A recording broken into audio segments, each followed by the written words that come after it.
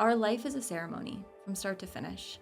And I think we wait for these big moments or these like dark night of the soul or the big milestones of a book tour to really live. And I want to start to come back to the simplicity of every moment of every day. Could not resonate with that more. It's like, what are we doing in our daily life? Like, that's what matters to me, and that's how you actually feel good. And I mean, both of us have been through things like with our health, and you come back to like what really matters, and it's like to feel happy and joyful and present just right now, and like the little things are the big things.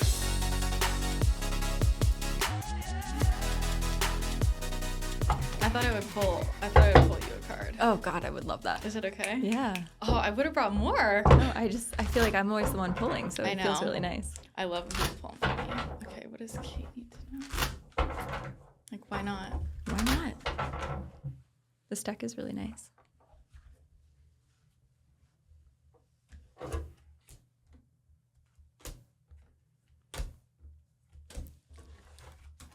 Look at me, like giddy for a card. Get out of your comfort zone. Here I am. Here you are. Clear the clutter. Take action. Get back into balance. And start fresh. Facts. How are you starting fresh? Well, I feel like my business and brand are going through a little bit of a rebirth right now, for sure. More so behind the scenes, but I guess not so much anymore.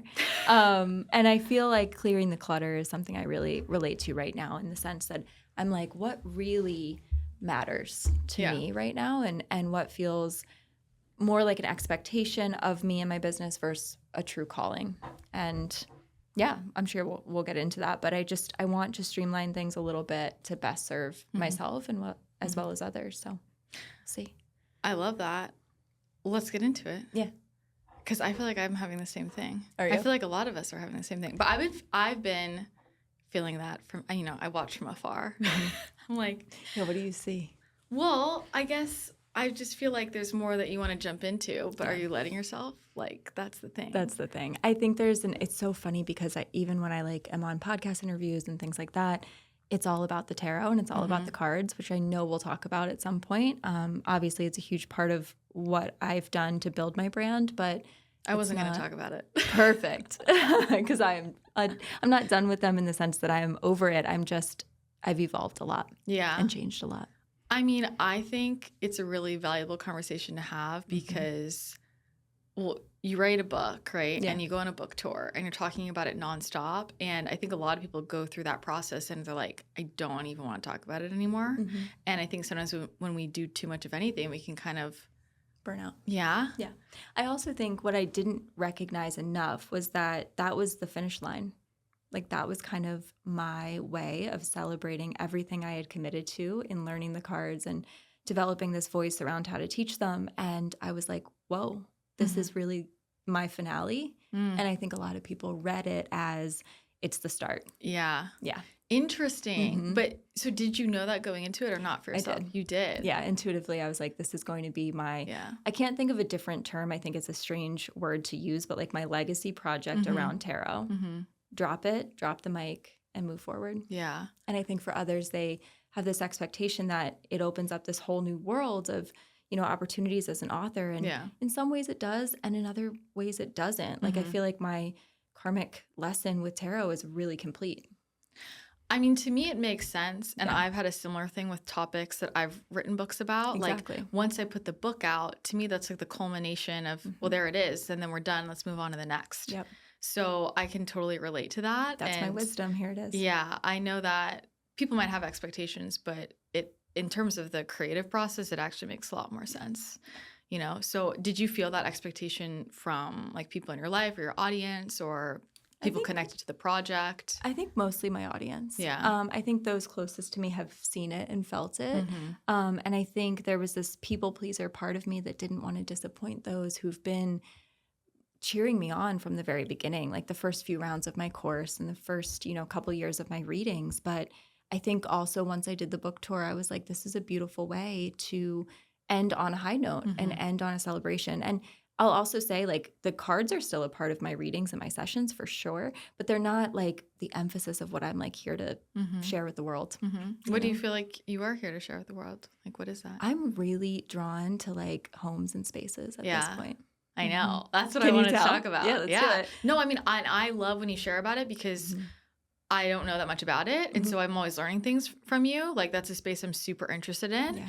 And it's so practical. And like, it really makes a huge difference. So I always love those little tips. And I feel like I've tried to kind of learn about that side of things because it's so interesting, but it's hard to find easily and like very practically. It's not always the most accessible. Yeah. Because it's either really aspirational, where it's like, well, I can't do that in my, LA apartment. Yeah. Or it feels a little too formulaic. Like sometimes the rules, especially of like Feng Shui, which is something I've recently studied, can feel really, really limiting. And your home is supposed to feel like a sanctuary, and it's supposed to feel like a space that just draws you in. So when it's already beginning with this like right versus wrong way of doing it, it's not going to feel that safe. For me, like, from our previous conversations over the years, even like my healing has been with my inner child. So the home is where she can play, she can rest, she can be at peace with herself and create. And I think, also my partner is an architect and incredibly passionate about design and spaces. And I think even our dialogue and our conversations about it have led me to be more connected to them when I walk into a space, noticing how I feel and my reaction. So I just want people to live not only more intuitively, but also through rituals. Our life is a ceremony from start to finish. And I think we wait for these big moments or these like dark night of the soul or the big milestones of a book tour to really live. And I want to start to come back to the simplicity of every moment of every day. Could not resonate with that more, And I think especially in this spirituality space, I know you've kind of talked about this. I say this all the time on this podcast. It's like, I don't have that many spiritual friends. And I think in that space, like, I guess I'm part of it, but I don't really resonate with it because I feel like everything is it's just a lot of talk and a lot of like ideas. And it's like, what are we doing in our daily life? Like, that's what matters to me. And that's how you actually feel good. And I mean, both of us have been through things like with our health, and you come back to like what really matters. And it's like, to feel happy and joyful and present just right now. And like the little things are the big things, So I know. For a long time, I feel like you and I have been noticing we're overcomplicating this. Yeah. Oh, making this way too complicated. I know. And I think that's where I'm also like drawn to this idea of like everyone has a home. It's our bodies. It's our space that we live in, where we dwell. It's the people we surround ourselves with. Like, this is home. Earth is home. 100%. The 3D is home. You got to accept that. Yeah. Like, not you, but like Some of us. People have to accept it, but that's where you can actually like really play with it, I think. Exactly. When did focusing on like physical home spaces really come up for you? Or like, how did that come up? Was it because of your husband or like? It was partially that. And then our move back to LA. So that was even interesting. I lived here. I moved up to Washington to be with him. We ended up coming back. It was not in our plan, but it was obviously Spirit's plan. And we got here and I just fell in love with our apartment and was just like, maybe also I had kind of like elevated into this next stage of my life where I was like, I'm working on my book, I'm getting married, and I want to have an environment and a surrounding that like reflects that, like the way that I've matured and changed and healed. And I also got really obsessed with hosting and just having like friends and people and like my chosen family and community in my home. I feel like it's where everyone gathers. So I wanted to treat it in a really sacred way. And I think looking back, my mom, the Cancer moon, Cancer sun that she is, really made our home feel like that too. So yeah. Geeks. I called her on the way here. She's like, Christina? Oh my gosh.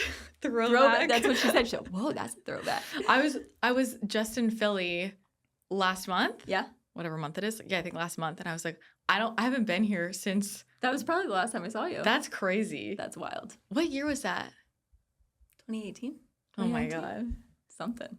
So we've lived a lot of lives since. I know. And okay, I want to talk about the home spaces. Like, that's primarily what I want to talk about. But I do want to go back to that because I've just been thinking about it a lot. I've been like nostalgic. But I mean, I think we talked about it a little bit last time you were on the show, but I don't know. Having such a step back from kind of like the wellness space what are your reflections on like that whole journey, or like how do you feel about that now? Like I know for me, I don't know, I had my own thoughts, and I felt like, to what you said earlier, it just got so overcomplicated. I just didn't even want to be part of it anymore. I just wanted to get away from it and just like eat food and not think about food. Yeah. The amount of time we spent talking about food was like crazy. It's more than eating it. Yeah. I agree. And I think that's where I'm at right now. Yeah. Is like in the psychic space. Like I truly see everything as a psychic experience if you choose to view it from that lens. And I think as someone who's been doing primarily psychic readings and channeling for the last few years, there's also this like burnout in my own body and my own system where I'm like, we have to occasionally zoom out and be like, this is now a product. It is not us all the time. It is us showing up and doing a job.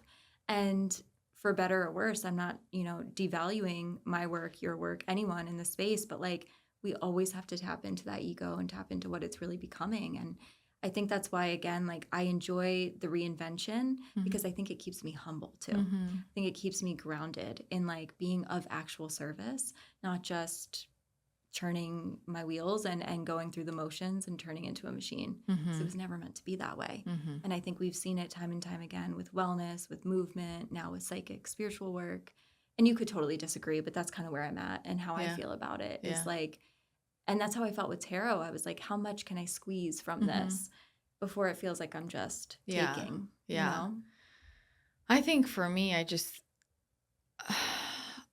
don't know how we turned what should be really easy into just this whole complicated thing. Like it's like shouldn't be that hard. And I think in the like spirituality space, I'm like, at the end of the day, it's like very simple. It's like you tune into yourself. Like that's it. You find your heart, and you find your breath. It's crazy to me how difficult it is for us to tap into that.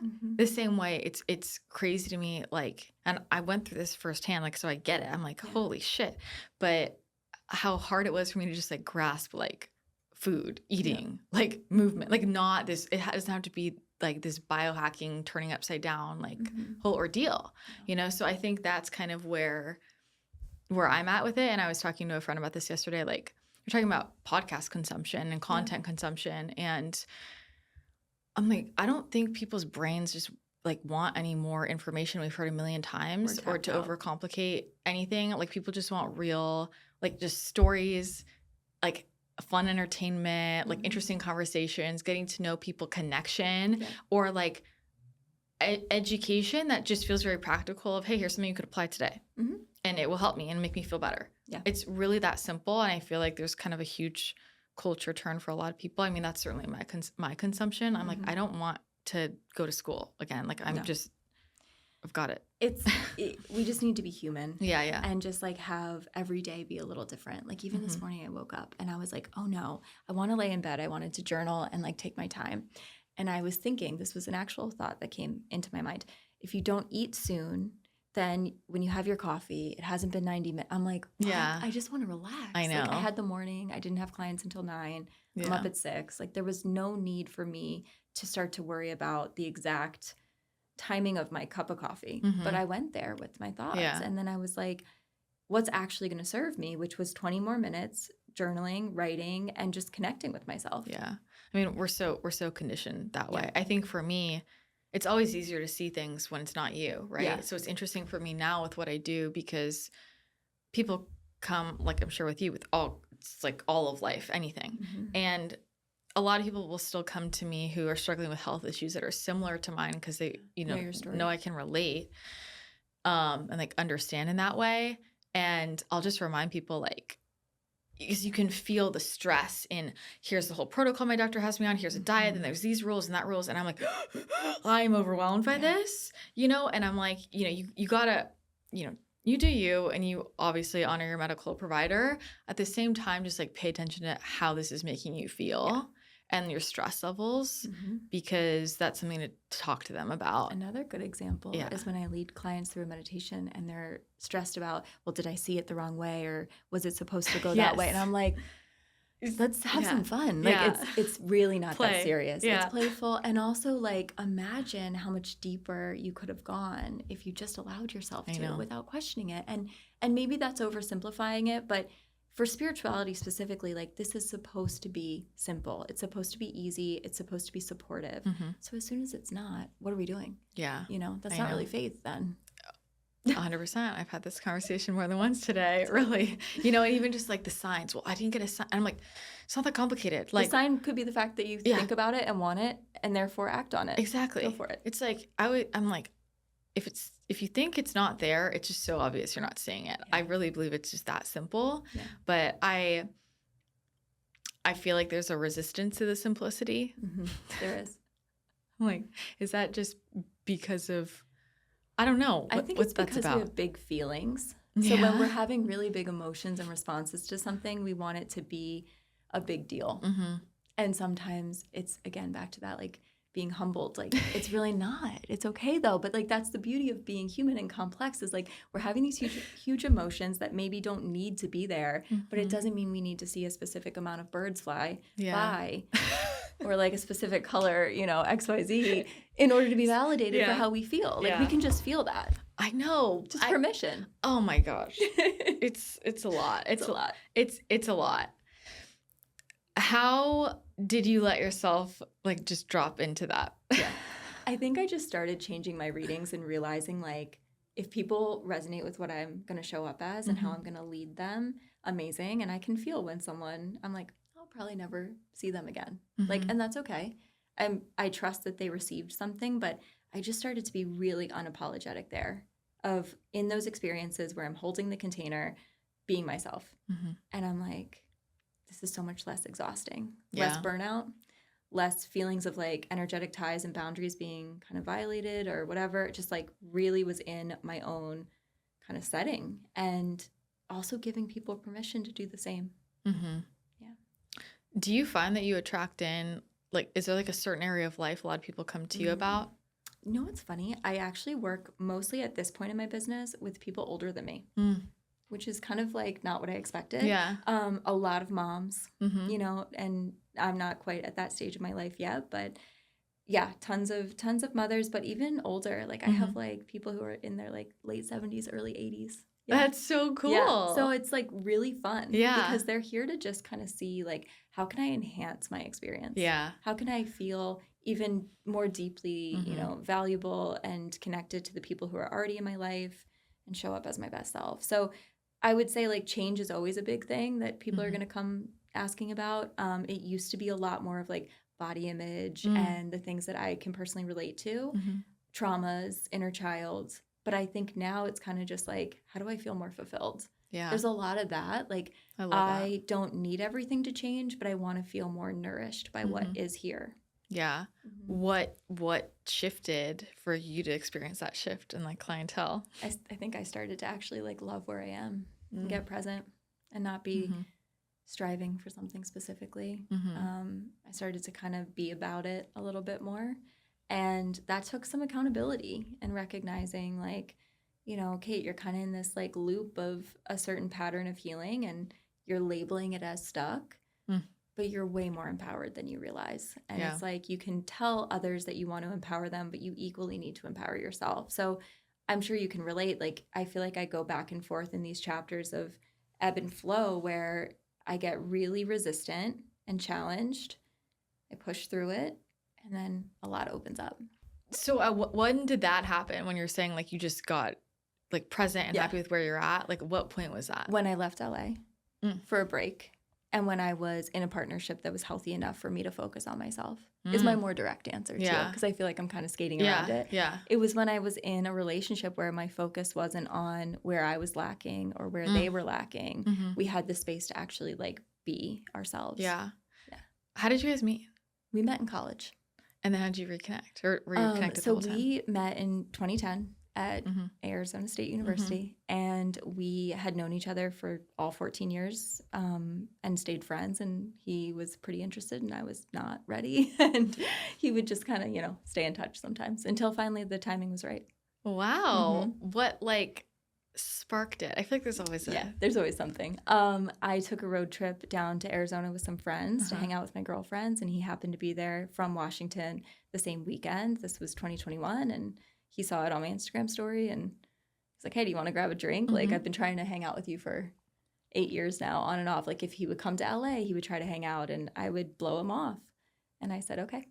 Like just because when you say you weren't ready, what do you mean? Something about our relationship. I think there was this part of me that knew deep down that he was like really genuine and really kind and very much like really pursuing me in an honest way, and I just like didn't want that right now, and I was like too focused. No, I had my own healing to do, and I just was like, get it. That's why I'm laughing. I'm going to just treat you poorly. Yeah. Like I think I knew that, and because we'd been friends for so long, I was like, and we had kind of dated in college too. Oh, okay. So we had gone back and forth, and I was like, it hasn't worked before. I made excuses for it. Yeah. Why didn't it work before? 18 years old, Yeah. 19 years old. Yeah. Yeah. I was in the throes of my eating disorder. Yeah. I mean, there's a lot going on for sure. Going on. So how is this relationship different? From others I've had? He's really, really a safe person to be around. Like every big emotion, every response is okay, but he's the most patient. And he doesn't instigate. He doesn't push my buttons. He knows the buttons not to push. He knows where to respect me.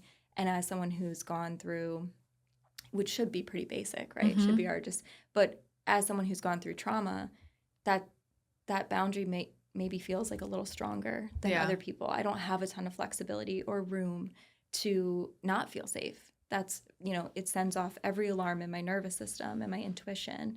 And I think for him, he's so patient with learning these patterns, which makes me excited to do the same for him. This exchange of like, I don't have to change it all, which makes me want to change and makes me want to grow and be better because there's no expectation of it. I love that. Yeah. Do you feel like as your intuitive sensitivity has heightened, that's affected like needs in a relationship for you? Like how's that affected that? It's affected it because I think we both know now how sensitive I am to like environments and like social battery is a little different. Even just like noticing if something's happening collectively, which, is all the time, how that might impact me more than him, and just being able to talk about it. And I think also like being okay to say, I'm going to sit this one out. Like my energy is depleted, but yours isn't. Like he's probably the most extroverted person I know, and he's actually like energized by social time, Gemini. And so I'm like, please go do your thing. Yeah. Like that's where we can be independent. So yeah, just communicating about it. Yeah. Well, so you guys have known each other for a really long time, and you've gone through lots of different phases. What was that like as you kind of stepped into your spiritual gifts? Like he's probably kind of watching from afar, or was he up to date on kind of all of the reinventions? He was on Instagram. So when the pandemic hit, he booked a reading within like a week. Because he was like, I had a feeling your business might be a little stressed. I was like, okay. So we did a reading, and wait, did you see anything in the reading? No, I was so nervous. Oh my god! Because I was like, here's this cute guy I used to like kind of hook up with in college, and he's been trying to like hang out again, and I've been avoiding him. Like it was just tense. So did anything come up around love? Oh yeah, I mean, I think he had maybe someone in his life a little bit. So I was like kind of helping him. It was a strange thing. That's what I mean. It's like it was towing the line between friendship and not, and we just were waiting for the right time for it. But I think that it just is something that we don't really talk about that much either. Like we talk about spirituality as a whole, like as far as our values and what is important and meaningful in our life and how we stay grounded in that. So I think that is a spiritual conversation. We talk about creativity a ton and what that means to channel it. We talk about our needs and our goals, but I don't tell him much about like, you know, the channeled messages from spirit guides. And I think that is actually really healthy and what keeps us feeling good. And it keeps him feeling like our relationship is still playful and like, I think that's surprising to a lot of people. And something I was just talking to someone else about. I was like, I think people don't realize, well, I had one relationship where it was we did talk about that a lot because he also was channeling. Okay. But every other relationship, I'm like, I really don't ever talk about spirituality, like at all. And I don't really think twice about it. But, or even my closest friends, someone was here earlier, and she was like, one of my friends asked me about our relationship, and I was like, we don't ever talk about spirituality. And I think people are really surprised by that. But it's like, because I don't know, to me, I do all the spiritual talking in my work.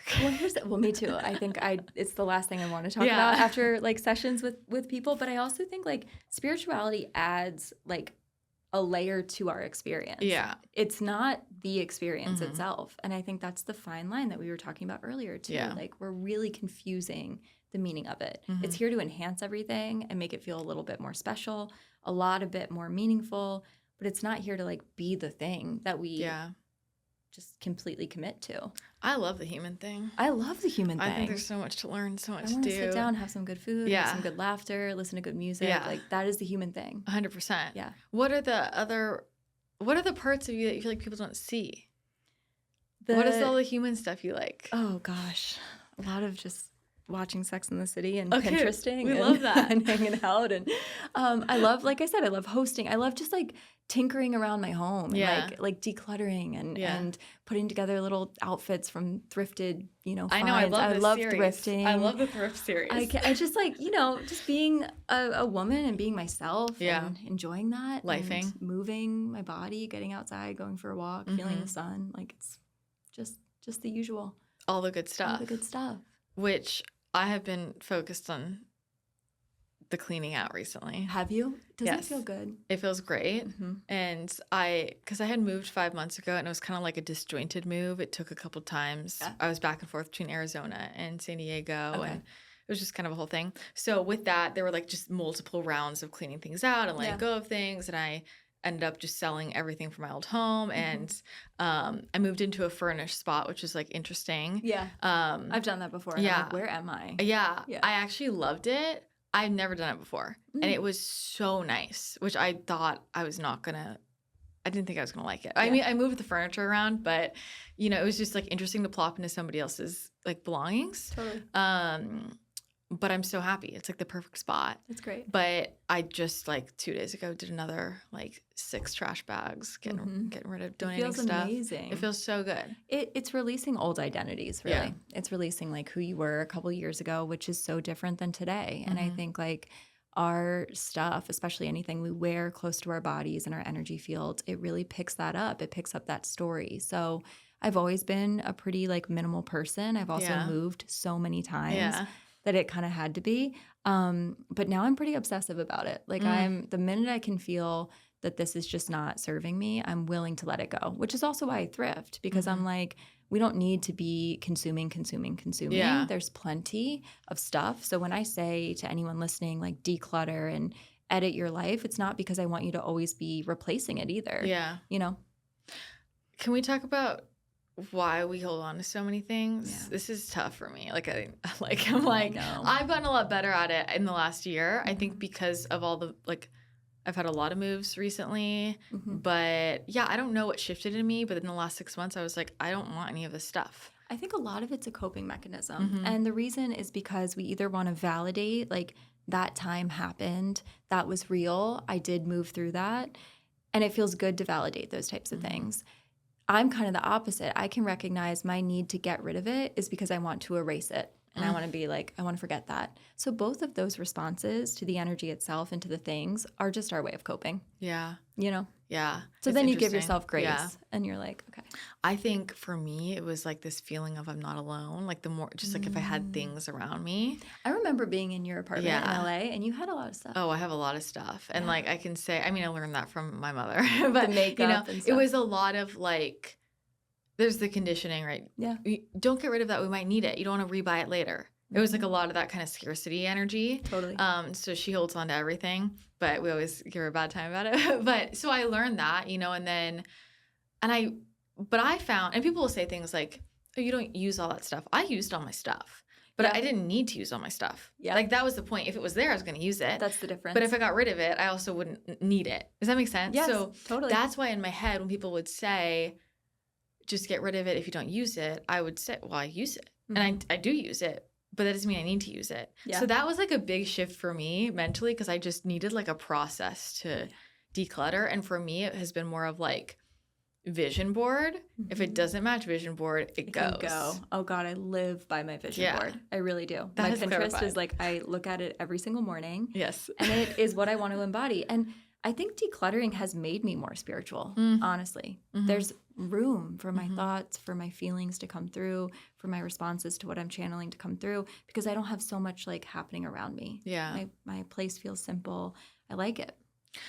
I'm a little nervous to ask you about the Feng Shui questions. Tell me. I'm nervous Why? because whenever I learn it, it's like I really like learning about all this stuff. And then I'm like, oh my God, I have to change everything. I know. Don't worry. You know, it's like I have a friend who she's an architect and a channel and like basically channels energies of spaces. Oh, cool. And it's super cool. And I had just moved into a house when we were talking about this and she was like, oh, like show me your house. And she's like, oh, I mean, that doorway is too short. And I'm like, see, this is the problem. I'm trying to figure this out, Christina, is like, how do I do Feng Shui light? Like, because that's part of the rebirth right now too, is like, I do want to pivot my brand in a direction a little bit around like living. Like, did you see the Martha Stewart documentary? I started it, but I haven't finished it. Okay. She really inspired me. I was like, this woman literally built a brand around just like living and being in your home. So regardless of that, I want to do that, but what you're mentioning is something that really freaks me out. Is like disempowering people, feeling like, you know, I'm giving you these all or nothing rules because it's hard. Like I will also say, as someone who's married to an architect, especially anything that's made by like developers, like they're not thinking of Feng Shui in mind at all. It's the complete opposite. Every environment in America is not Feng Shui approved, pretty much. So it's about finding the things that really, really are important to you. Is it about having more success and abundance in your home? Is it about calling in a partnership and like focusing on those areas you can control? Yeah. I think for me, I mean, I already know some things that I'm like, I shouldn't have this in my room, whatever. But like, give me one example. Like the mirrors. Oh, the mirror, especially like for how sensitive you are. But I'm like, and I know that. I also feel... But it's also like, where else am I going to put it? Well, I feel like I'm a responsible consumer of information. And just like to have the conversation. I totally understand what you're saying because I think it's a real thing. People will like freak out. For me, I'm just like, if I feel fine, it's fine. I don't get worried about it. And in, like, for example, in the house I moved into, I mean, I love this space. She decorated it beautifully. Feng Shui-wise, I'm, like, very aware that things are very off. But there's certain things I just literally can't move because they're, like, nailed to the wall. It's not my home. You know? Like, so I'm like, if I feel okay, I feel okay. Like, what am I going to do? It's fine. So I always say, if you don't feel like there's a problem, there doesn't have to be a problem. It's only a problem if it's disrupting you. If it's feeling like it's stressing you out, if you can't sleep, whatever, if you can't relax in your home. And alternatively, if you love something, if you're like, I'm obsessed with this, I love this piece of art, and some Feng Shui expert tells you that's a horrible place to put it and it's not the best thing for your home, your love for it overrides anything. I promise you. That's the best Feng Shui, to be obsessed with your space, the colors you choose, even if they're not what most people would recommend. Okay, well, I love that. So let's start with the mirrors because let's do it. I mean, interestingly enough, I have always had mirrors facing my bed my whole life. And I didn't learn about that until, I don't know, like a year ago. My ex-boyfriend, his mom was Feng Shui. That was her career. Cool. So she would say things and I was like, oh, I didn't know that. But I don't know, it's just always been like that. Tell me about the mirrors. It just bounces energy around. It like floods you with energy. So for someone who's already highly sensitive, although you also are like very protected and you, I'm assuming, take your time to ground and protect and honor yourself. So for that reason, like you're kind of closed for spiritual business when you need to be. And so it might not be a problem. But the mirrors, they reflect a lot of energy at us. They disperse it around a room. So it can be very activating. On the same note, though, for an area of a space that's very stagnant and that needs some of that movement, a mirror is great because it's expansive and it helps that. People will also say, you know, Feng Shui-wise, it's a little bit of a no-no because it brings more people into that room with you. So particularly the bedroom creates this feeling of others there present. So whether that's in your relationship, that's not something you want to invite in. Interesting. Or even if you're alone, it's an unwelcome other party. Oh my gosh. I know. Mean, there are mirrors everywhere in this house. Every wall has a mirror. That's okay. And it's kind of a vibe. But this house is like it feels like an entertaining house. It's so nice. And I'm like, maybe that's it. But, okay, that's interesting. Do you know what the address or like the number is, the numerology of it? Yes, I do. What is it?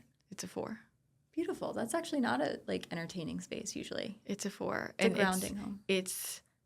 I'll tell you the address later because you'll like the address, but the number is the same number as my like childhood home, the home I grew up in until I was 18. I love that. So it was like very synchronistic the way this house, I totally manifested this house. Like I walked in when I was moving back to San Diego. I just texted a couple of girlfriends who lived in San Diego and I said, hey, I decided to move back. If you hear of anything, that's what I'm looking for.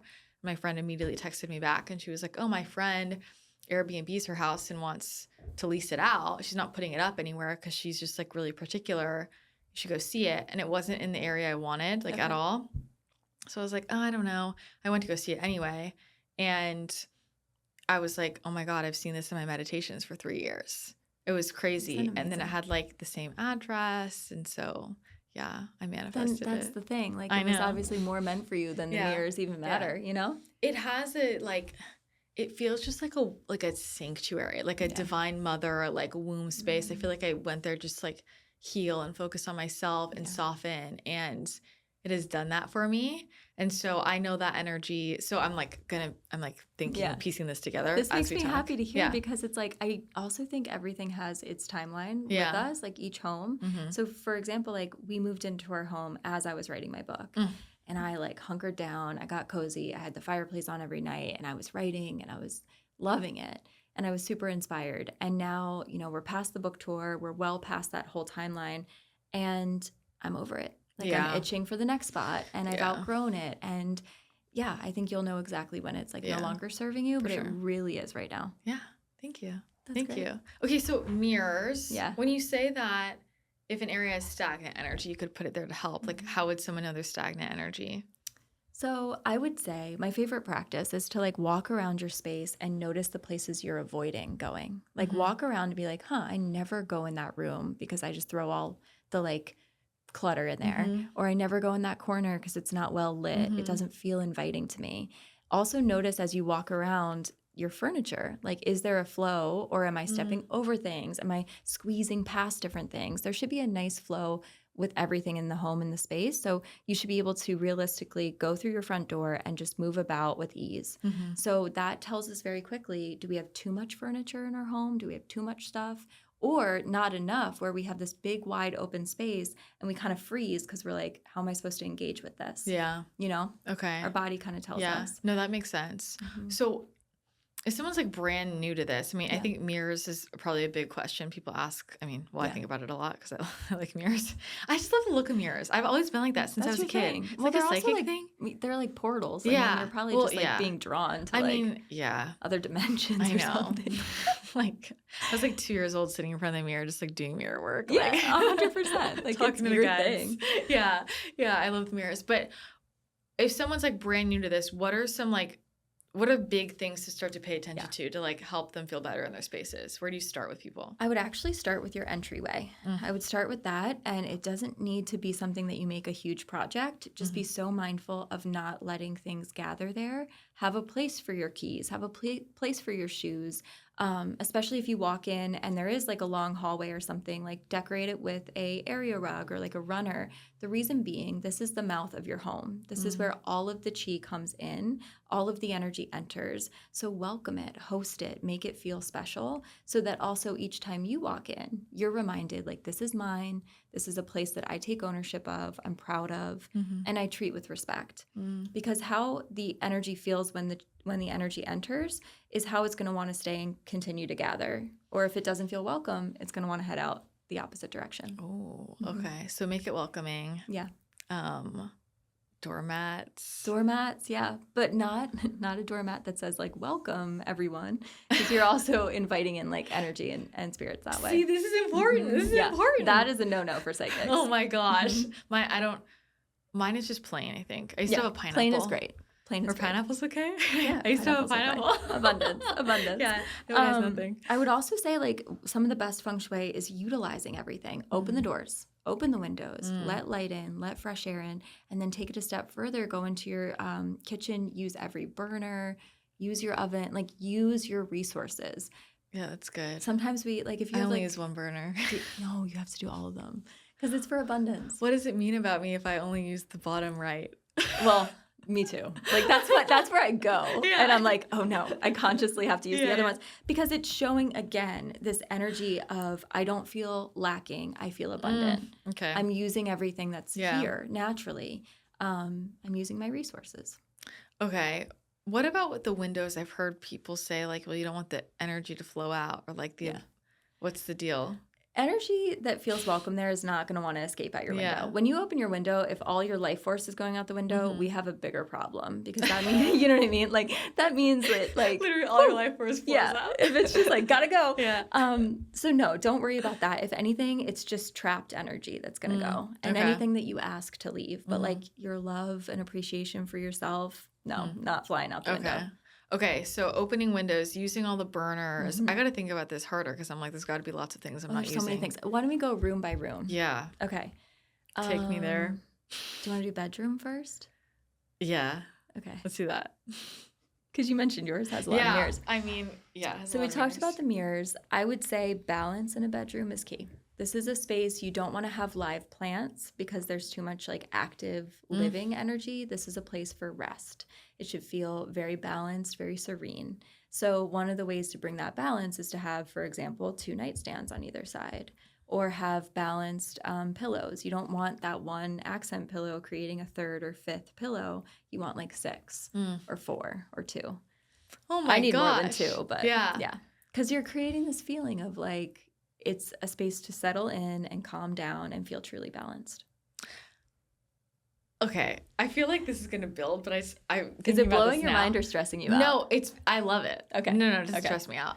I mean, yeah, I feel like I have a healthy relationship with advice, but I just feel like it'd be so cool to take someone and like the only thing you change is everything in their home, like full transformation Feng Shui style.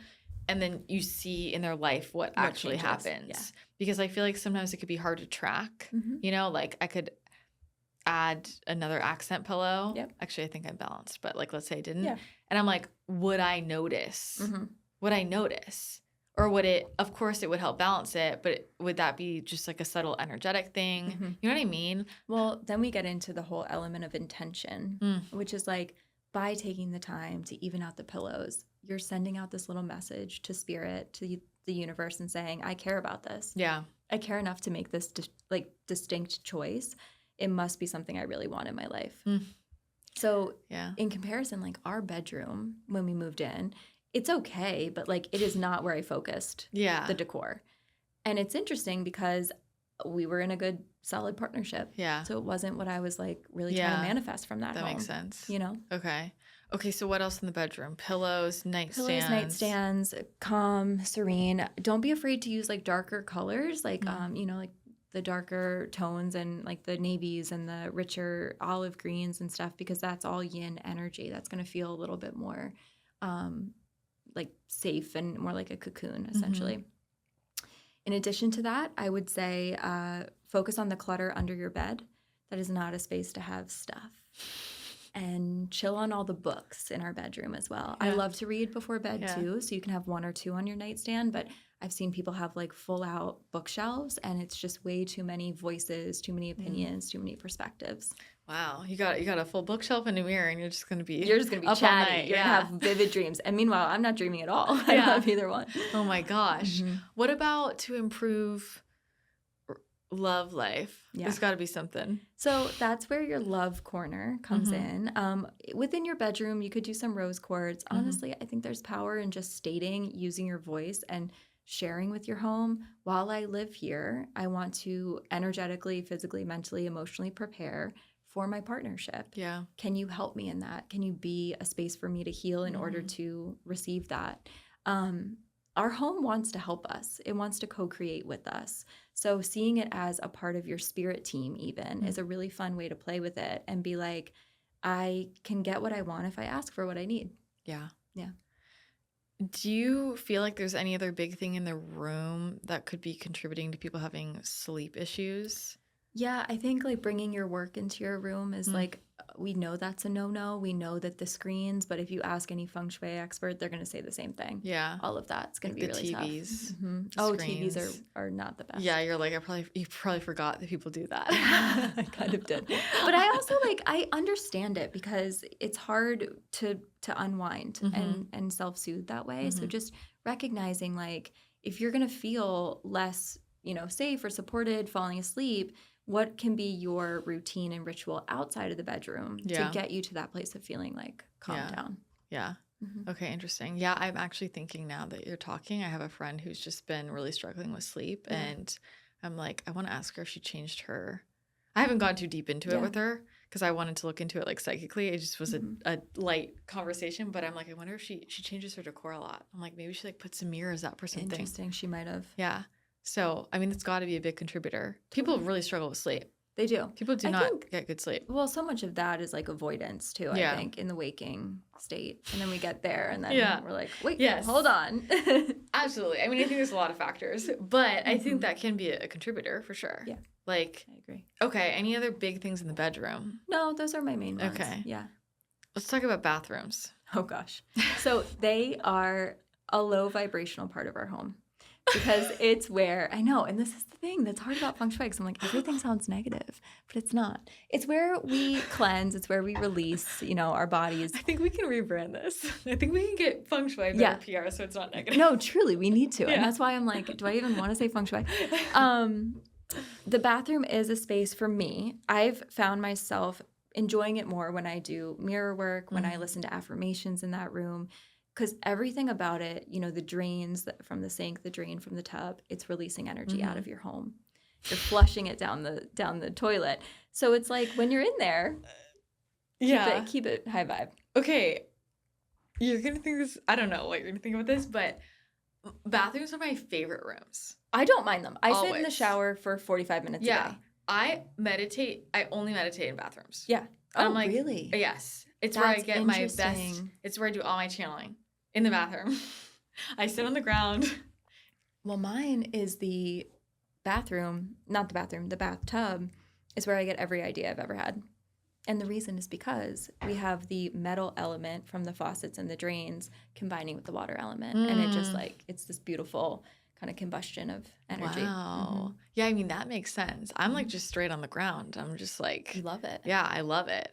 Maybe it feels really private to you. I mean, it's a space where we go and we get a second to ourselves. It feels like, I mean, I do, when you say it like that, I do feel like it's a space where all my human-ish, is gone. Yeah. It's like drained out, really. It's gone. It's literally gone. It actually makes a lot of sense. Yeah. So I'm going to try it now. I'm going to meditate in there. I don't mind bathrooms either. I mean, I have never felt strange about it. I also put a plant in there. I put some crystals on, my little counter, and I make it feel really tidy and clean. And I think that's the biggest part of feng shui too, is take care of your stuff. Don't have your makeup all over and your skincare all about. Take care of it. Have a place for it, and it's going to feel welcoming. Oh, that's going to be triggering. Don't have your makeup out. Everyone's going to be like, where do I put it? Have you seen that video that's going around? And so it's this woman being like, you put your stuff away in the bathroom. She's like, put it away. And she's like, I can't believe he left his brush out. And then she turns the camera and it's just crazy. Yeah, it's crazy. Yeah. And I'm like. Also, please, everyone listening, I don't listen to half of these rules sometimes. Yeah. I am still a human being. My husband's like, what the hell's going on? Every hair straightener, everything's out. Me too. Yeah. But it's good to know. It's good to know. And then you do the best with what you have and you notice how you feel. And if I notice oh, wow, my anxiety's been higher. I've been feeling really drained. I've been feeling burnt out. I'm kind of tired. I do a deep clean of my house and I literally feel like it's lifted. So it does work. So kitchen? Yeah. Kitchen is a really beautiful space, unlike the bathroom. It's very naturally balanced because all the elements are there. We have the element of fire from the stove. We have the element of metal, which is represented, like I said, in the faucets and the fixtures. We have, what else? We have the water element, obviously. We have earth element is all the different bowls and containers that we use. So everything's there, which is why it's usually the heart of the home. And it's where people normally just kind of congregate and gather. The heart of the home. I mean, that has to be important. Yeah, it is. It's important. I think that the biggest thing with a kitchen is making sure you feel like you can be really mindful there and you can slow down because it represents how we nourish our bodies. So, are you honoring your body? Are you cooking your food mindfully? It's more about like helping the feng shui and the energy of that space by being in it intentionally rather than any specific decor. It's not a place you're going to have a lot of decor choices. Obviously, the materials that you're going to use for your countertops and so on, but no, I would say like put a really beautiful bowl of fruit and veg out and honor the fact that you're here to nourish your body. And outside of that, listen to some good music while you cook. Make it a ritual. Make it an experience. How do you feel about plants in the kitchen? I'm fine with it. Yeah. Herbs, fresh herbs, stuff like that. Whatever you want. I have some in mind. Yeah. I feel like it's a place that can collect a lot of clutter though. Yeah. Dishes in the sink. Well, mismatch things. I don't love that. Yeah, does that cause problems? That's just my personal preference. Okay. I don't think it's Feng Shui wise. I've always wondered this. It's not a huge deal. I think it's quirky. Like if it's your personality to have some like, mixed match. My mug collection is wild. It's wild. You probably only need like half of the mugs. Yeah, probably, but that's okay. But you like them. They also represent like, your travels probably and stuff you've done. It tastes different depending on the mug it's in. Oh wow. Okay. To me, 100%. I love that for you. Yeah. It's like so specific. Meanwhile, I'm like, put an IV of coffee in me. I don't care the mug. I don't care the flavor. So I get it. Yeah, but for me, I would say like also even recognizing like when it's time to let, like certain things go from your pantry, like everything's getting older and older. It's like expired food. Like that sends the message to your body and your health that you're not worthy of like fresh ingredients. Like it's all kind of this like subconscious meaning behind it. Yeah. Have you done like mapping on this? Like if like with yourself, with clients of if you thought about the chakras, for example, like where people are maybe like looking for more support or looking to activate and then like what that part of their home looks like. Yeah. Like have you mapped that? I have. So in my readings there's something called a Bagua map and it is like 9 different sections that we place over the floor plan of any space, and we decide like even this room here, there's a love corner, there's a wealth corner, etc. So I'll actually use tarot cards and I'll pull for each of the 9 spaces and I'll channel what's going on, and even just from that snapshot I'll be like, oh, they're probably having some tension in their marriage or something, and we'll talk about it. Like it's funny that it can show up that way. I actually used to use the Boggle map a lot. Did you? Yeah, like back in the day, but that's oriented from like front of the house, or is it room front to room? Door. Okay. You can do room to room. You could even do your desk. Okay. Like, if you really wanted to get. What's back left? Back left is your abundance corner. Oh my God, my cat box is there.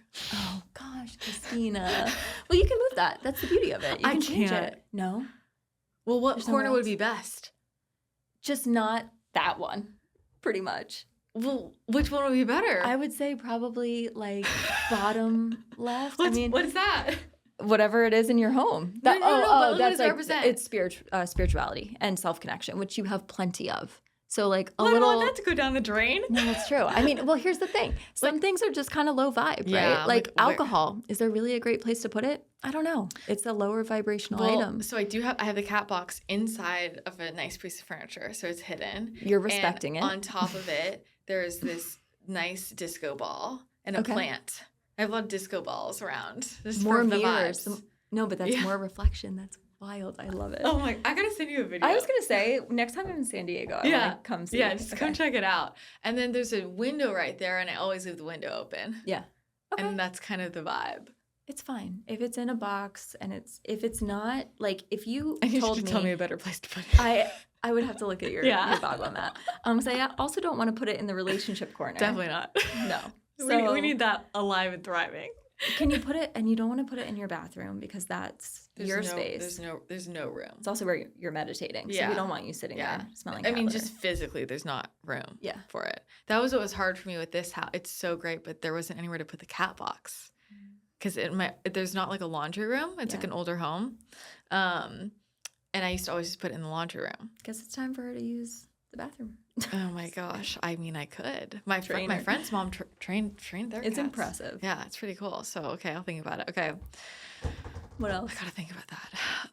Living room, family room? Yeah. I think the biggest thing is noticing like the flow and how everything works. One of my favorite things about the living room is like take your sofa off the wall. Don't place it right on the wall. Mine's not on the wall. Is it? Yeah, or it's not? It's in the middle. Good. It's right in the middle. Perfect.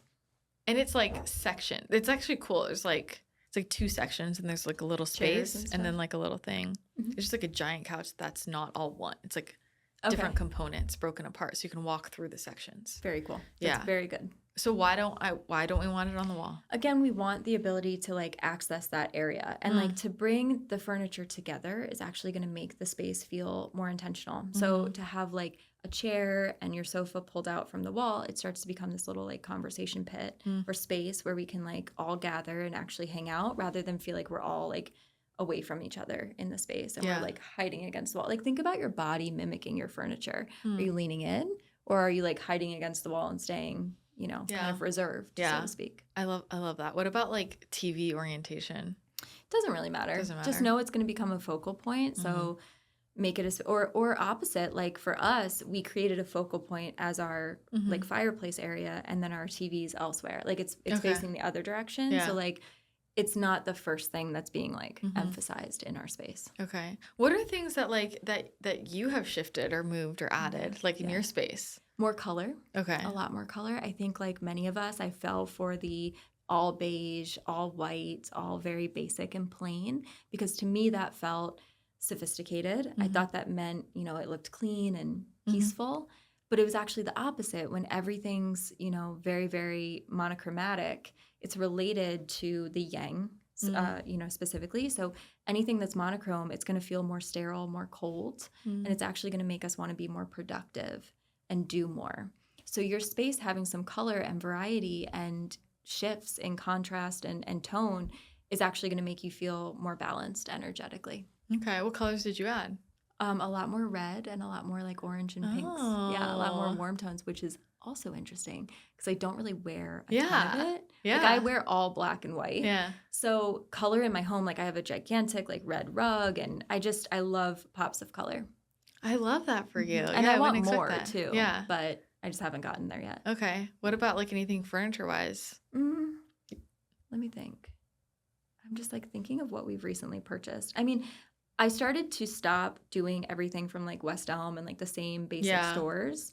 Not that there's anything wrong with that. I started to collect things with more stories and more meaning. So like our coffee table, for example, is an old architectural model that we made into like a coffee table.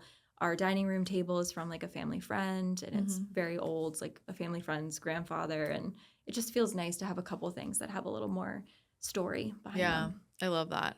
Well, I could see that going either way though, right? Like if that energy is affecting you. You have to make sure it's going to be like we knew them well. Yeah.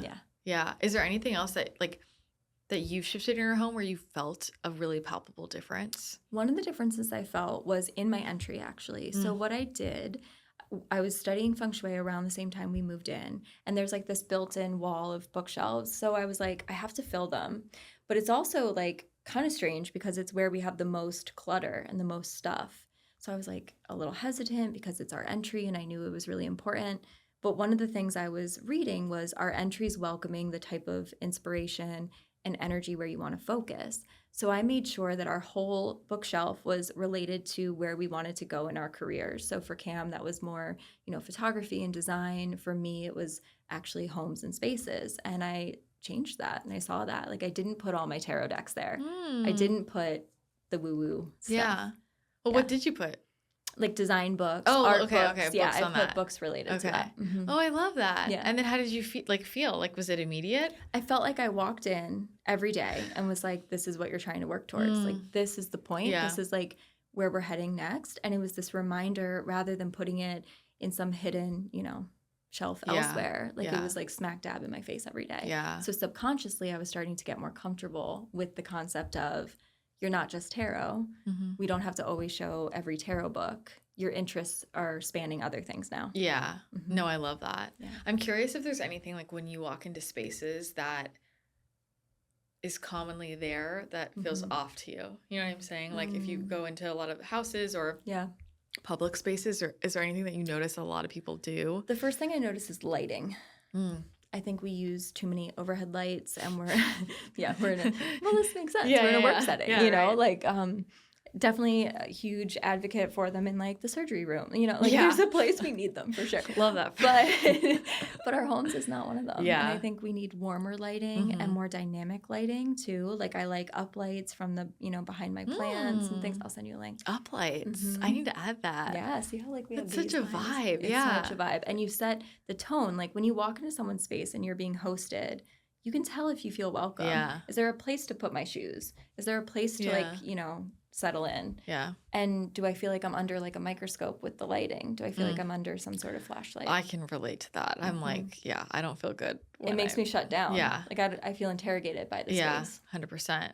Okay, lighting. That makes sense. Yeah. What about like, let's talk about goals, I guess, because people have different goals. So I guess because I already asked it, let's talk about like relationships and love. Like there's the love corner. Yep. So what kind of thing would you want to add into that? Like specific color? Yeah. I mean, the specific color related to it is going to be red and pink. That's not everyone's preference, especially if, you know, any male listeners are going to be like, I don't want to decorate with pink. That's fair. And it's not my preference either for colors. So I think to me, I would say lighting there as well. Like you want to make sure there's a lamp or it's well lit, it's naturally lit, so that it doesn't become this dark corner where nothing's happening. And you also want a living plant. So something that's really thriving and feeling great. People will ask, is it okay to do like an artificial plant? I think if you really can't keep a plant alive, yeah, because it still represents the same thing. It still has the same intention, but yeah, try to keep your... This is where it gets dicey, yeah. I know, it is dicey sometimes. But it's also like, I think that was my thing with the Bagua map, like, as I moved a lot, and there were just... Sometimes I was just like, am I just fucked if I can't change that corner? And I'm like, am I just screwed? You're not. I love the honesty because it's so true. And I think about the same. I get frustrated. One of our plants died. And I was like, this needs to get out. Yeah. And Cam was trying to like green thumb it back to life. And I'm like, it's in our abundance corner. Like it has to go. Yeah. But then I started to recognize like I was being too absolute. And I think you're not fucked, but you are. You will have to be mindful of like, if this isn't ideal in my floor plan, where am I supplementing in other parts of my life? Which is like, am I taking the initiative to like say yes to dates and go meet people? In that case, your home doesn't matter at all. Like you're still taking initiative. Yeah. Yeah. I mean, we're not at the mercy of our homes. Yeah, that's what I think I'm trying to that's say. kind of like what I'm interested in, of like how much of a factor you think this plays. Like obviously it plays a factor. I think how we treat our things is how we treat ourselves. And that's why it plays a factor. So when we're thinking about it, when we're considering it, and when we're trying to make a space feel special, and we're gathering these little items that we love, and we're choosing colors that make us feel good, it's a visual reminder over and over again all day long that is the commitment you're making to yourself. Yeah. So for me, I was like, I wanted orange and red because I wanted more passion and creativity to come into my life. I wanted to write more. I wanted to lean into that. And once I made that choice consciously, I had to act on it and do it. It's funny because when you say that, I think about, have you heard that quote? It's something like, the most put together woman will have the biggest mess in her house. Yeah. And it's like low-key so true, because it's like, what people think is put together is usually a lot of like self-neglect to like present this kind of perfect or whatever we think we need to be. Or this like feeling of fear of your own complexity and like the messiness of who you are. Like I like that we have some really strange art, and we have some like random things that people like might not be their style at all. And I could have gone the easy route and done the thing that's expected, but like it just feels like us when we walk in. Yeah. That's important. Do you guys align on style things? Thank God we do. Yeah. I know, that'd be tough. Like, he also says he made my style better, which I would agree. Okay, so, there you go. That's fair. Teaching each other things. Yeah. I love that. Anything else with relationships? Start at bedroom, that corner. Bedroom is important. And then also like this is an easy one, like being mindful of stuff from past relationships, like getting rid of it if you can. I understand that there's sentimental value. If it was a really beautiful gift, like that held meaning, sure. Do you need every photo in your space? Yeah. Do you need every sweatshirt from your... No, you just don't. Like there's certain things that will actually help you move forward and welcome in the next, you know, best aligned. Yeah, that's a big one. It's like a People always say they got rid of everything, and there's There's always always a something. couple of things. Yeah. Look, Lingering. look a little harder. Also look on your phone. Literally your computer. Yeah. Like what's there? I had this thought though. I was like, oh, my iPad an ex gave me. And I'm like, I'm not getting rid of it. No. I mean, that's fine. You're cleansing it. There can be It's like exceptions. a neutral energy. But I feel like something like a sweatshirt, or for me, jewelry or something. And for me, it's if I just associate someone with an outfit, for example, and I'm like, yeah, it's gotta or go. even say you used to live together and then you separated all your stuff and you bring it into your new space, you could quickly realize I loved it in my last one, but that was us and it's not anymore, and that's okay. I let it go. Yeah. I can definitely relate. That's why I got rid of all my old furniture. It's good. I felt like I was in a relationship and we lived together, and I had bought a house and filled it with furniture. It's expensive to fill a house with furniture. It is. And then the relationship completed, and eventually started dating somebody else. And then we moved in together and moved into a different house, and I brought all my furniture with me. Okay. Which I knew, but I didn't want to know. I didn't want to know. The human part of us that doesn't want to buy more stuff. Yeah, I'm like, it's a lot of money, and so. But I could definitely feel all that energy. It was just a sponge. Yeah, yeah. And when I got rid of the furniture, and I was making a joke with one of my friends, but I wasn't actually joking. And I was like, okay, these are the final chords with all these men that touched these pieces of furniture. And that week, they all reached out to me. They had no idea I was selling all of it, and I was like, clockwork. You cannot make this shit up. No, you can't. You really can't. Good. And I think that's the thing. Start to give things that much meaning sometimes. Not everything, not in a way that's going to overwhelm you, but if nothing in your space holds meaning, is it your home? Kind of playing with that a little bit. That's a good question. That's a thinker. That's a thinker. What about productivity? Because I think, working from home, people are struggling to focus. Understandably. Having a space that's truly designated for that. I think, and I've been asked before, well, I live in a studio apartment. What am I going to do? That is more challenging. I recognize that. Ideally in Feng Shui, we have a specific room for everything, and that's just not realistic. We have multi-use spaces, but having your desk feel like it's going to inspire something in you. The biggest change you can have is to have it positioned in what's called the command position. So you want to be, you're the CEO of your life and your role. So you want it to be not facing the wall, because that's not going to inspire you. That feels like a cubicle. So face it out towards the room, and ideally so you can either see out a window or you can see the door, so you feel safe. There's nothing sneaking up on you. I've done this one. I like this. Okay, I did that in the house I'm in now. I moved the desks like that, and everybody comments on it. Yeah. It's wow, it's just right there. I'm like, yeah.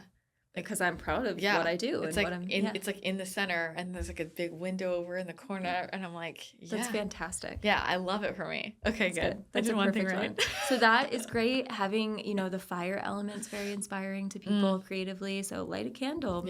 Just like we make these other habits a ritual and we make them feel special, treat your work with the same respect and show up with that energy. Get dressed, sit down, treat it like, a space that you're really proud of. Yeah. What about tech? Tech is hard because it's just always going to have that very sterile feeling to it. I don't think it's not wrong. It reads as very neutral to me. For me, the thing that I would be more mindful of is getting rid of all the to-do lists and all the stuff. I think even our planner, I used to keep a really, extensive planner that spanned the whole year. Now I try to refresh it once a month. I just get a cheaper, easier one because I don't want to look at what tasks I was doing in January when we're sitting here in November. Just doesn't feel good. Wait, but so then where do you keep your planner in your house?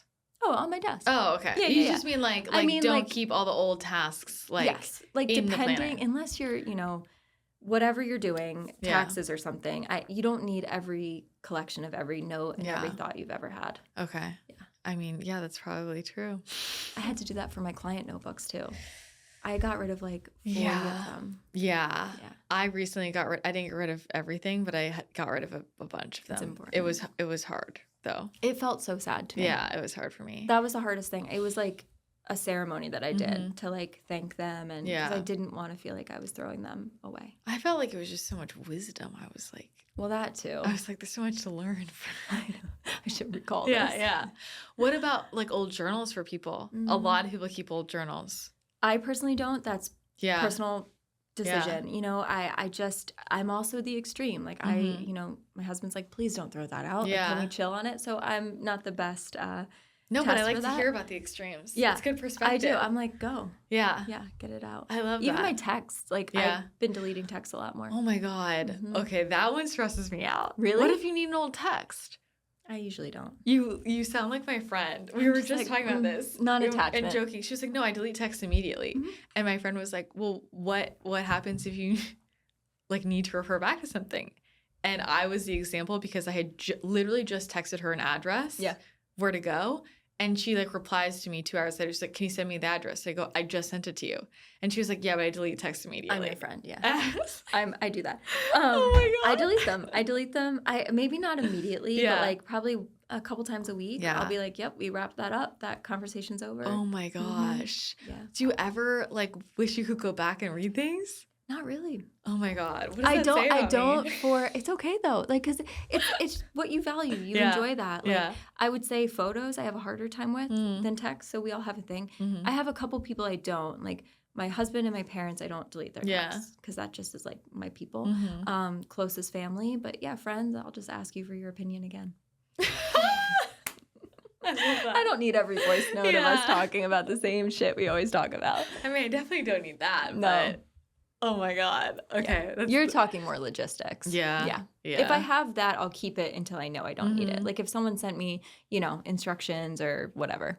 It's just funny how for some people that's just an automatic thought process. Like, yeah, delete, I don't need it. And like that doesn't even cross my mind. And I'm like, that says something about me. It's a difference. Yeah. Oh my gosh. You're a little bit of a hoarder. Yeah, I am. That's okay. I mean, you like it. Yeah. It feels anchoring, grounding to you. I also think we are different in a sense, if this is okay to say. I feel like you need the grounding a little more. Oh, yeah.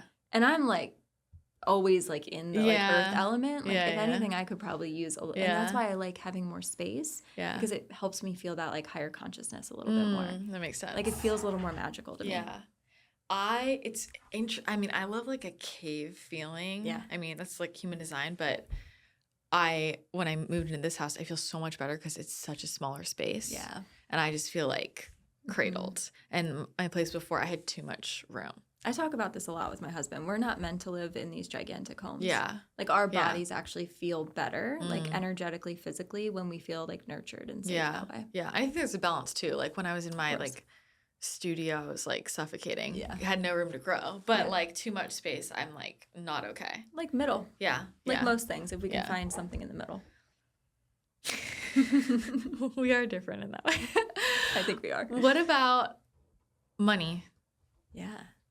Money. I would say create a money bowl. I like it. I like to make one. It again is that physical, you know, kind of like representation, but also a comfort with saying like, I want this. I think that's the biggest block in our financial abundance. Maybe not the biggest, but that is one, is like questioning what we want and questioning the fact that we even want it at all. So I think like taking the time, creating a little money bowl, putting, you know, a few dollar bills in there and a crystal and like your written intention for your abundance, what you plan on doing with it, what it means to you, why you deserve this. Like that is a really beautiful way of like making it more of this like moving prayer rather than this like ask for and demand. Where do you put it? Back left corner. So when you walk into your door, go as far back and then as far to the left as you can. Great. So on top of my cat litter box. Oh my God. That would be so sacred. We love that. I like it. bring all the cat abundance. Seriously. What's in yours? In my money bowl or my abundance corner? All the things I just named. I have a little note to myself and my most abundant self. I have money, and I have like pyrite, a little piece of it. And I'm not a big crystal girly though, to be honest. Like, so I have a couple. I have that. I have rose quartz in our bedroom, but I don't need a ton. Yeah. And then I have a plant, a big, tall, thriving plant. A living plant. Living plant. What? Tell me about plants. Yeah. I mean, I don't really know that much about plants. So they represent the wood element. So they're showing our growth and expansion. So like a tree grows up and out, so does, the wood element, and it creates this feeling of progress and more abundance. So it's very good for all that, welcoming that in. And plants are obviously really beautiful and wonderful because they bring the outdoors in and kind of make our space feel more comforting and more natural. But I will say plants for me are also just really inspiring because they remind me of like my own growth, you know? So like over the years, watching them grow taller in your space, it's kind of neat. Like it's the passing of time. Yeah. No, I love that. Yeah. I'm not like a huge plant person. There's a lot of plants in my house now because the woman who owns it is a plant person, but I'm not usually a big plant person. I like them. I've never cared to like take care of them. So I'm lucky that my husband also does that. Yeah. I love learning about all of this, and I'm curious about, I'm with you on your house as part of your spirit team. And so for me, that's more of how I work with the home, of just like talking to the home and what it wants. And I feel like every place I live has a personality. Yeah. And then I have my personality and my energetics. And I'm curious how that all comes into play with like what you put in your home and colors and all of that. Cause I feel like I want it to feel like me. I also want it to feel authentic for the house. Yeah. And so I feel like there's kind of like different personalities melding in together, combined with like, kind of these kinds of tips. So how do you work with all that? So I think that's where the fun of like truly intuitive design comes in, where first of all, my biggest recommendation is if you move in somewhere, let that relationship with your home grow and don't expect to know how to decorate it overnight. I also think one of the things that we do is we notice something in a space that we don't love and we think we need to hide it. When I think in actuality, it's about enhancing it and being like, this is the quirk of my home. This is that really random spot in that one room, or the tile that they used that I hate, but I'm going to kind of just like lean into it. I think that's a really powerful way to decorate, is to actually work with the characteristics and the personality of your space. So what a metaphor for life. For life. Yes. Lean into your quirks. Lean in. Lean in. Yeah. So you're excited about this. Where do you want to take this? That's where I'm trying to figure it out. Yeah. I'm gonna have to book a reading with you. Yeah, come on over. Because I'm just like, I don't know. Like I said, I want to create sort of a feeling of like ceremonial, ritualistic living. Because the other thing is, we're talking about a home, but same with our home within ourselves and how we feel the comfort within ourselves. It's always changing. And I think like you can set it all up and make it look a certain way, but then you have to like foster that connection and maintain it. And I think that's where the hosting and the rituals, maybe come into play too. Yeah.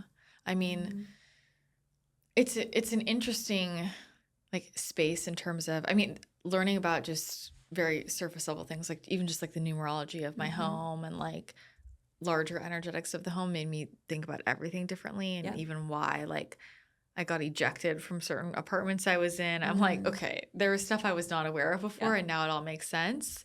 And obviously, I think it's something that people they're attached to. Yeah. Right? Because you live there and you might own the home. Exactly. And there might be things you can't change. But I don't know. I think there's always a way to kind of update energy. There is. And move energy and work with it. There is. And that's what I want people to realize is like your space is a reflection of you and your healing. So how do we actually feel like we're, making more progress than we would have if we just continued to neglect it? I think the really cool piece is like when you were saying kind of like channeling the different parts of the home, because I think about it kind of like health.